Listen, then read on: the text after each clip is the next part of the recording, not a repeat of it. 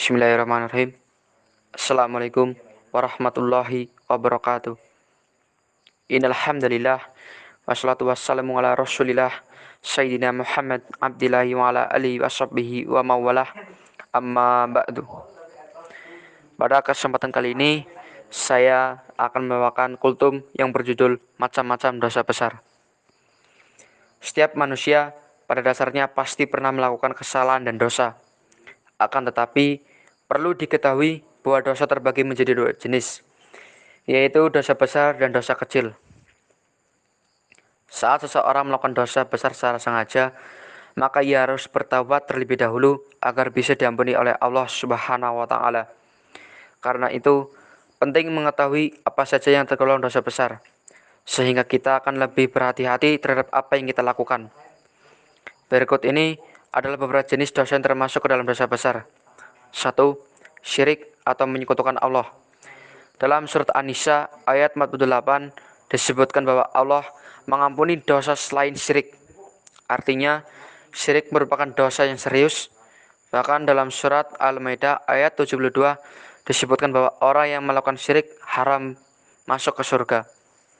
2. Berputus asa dari rahmat Allah. Pada Quran surat Yusuf ayat 87, Allah berfirman bahwa hanya orang kafir saja yang berputus asa dari rahmat Allah. Mengharap rahmat Allah sendiri merupakan bagian dari keimanan seseorang kepada Allah.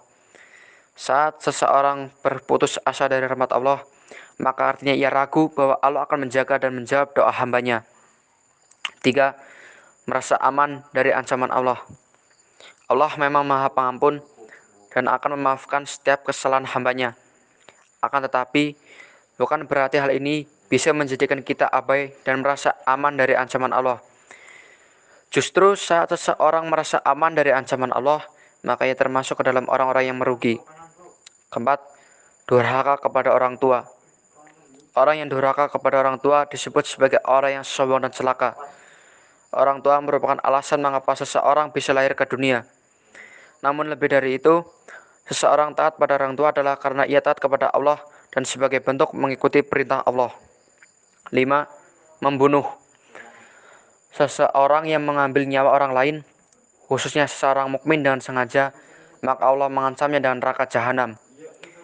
Bahkan dalam surat An-Nisa ayat 93 dikatakan bahwa seseorang pembunuh akan kekal berada dalam neraka jahanam untuk selamanya. 6.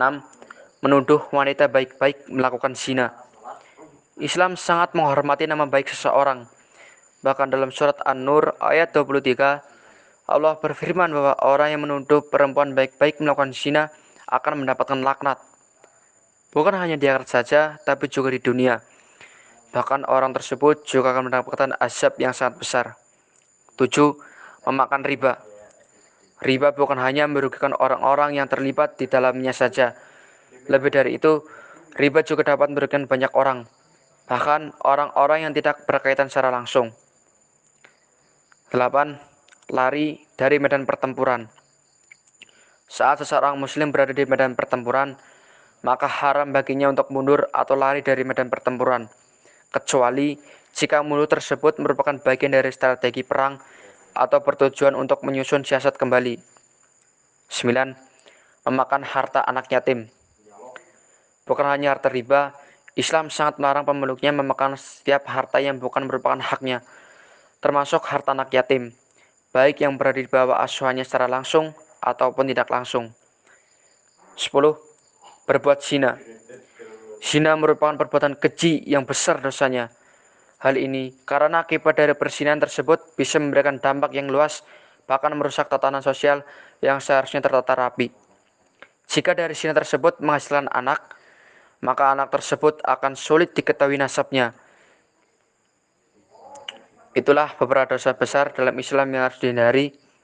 Jika sebelumnya Anda atau seorang belum mengetahui hal ini dan terlanjut melakukan salah satu dosa tersebut, maka rahmat dan ampunan Allah Subhanahu wa taala sangatlah luas. Dan semoga saja dosa tersebut tidak pernah kita lakukan kembali. Amin. Amin ya rabbal alamin. Semoga kita dijadikan sebagai hambanya yang taat dalam agama, dan menjauhi semua larangannya. Demikian kultum singkat dari saya. Kurang lebihnya saya mohon maaf.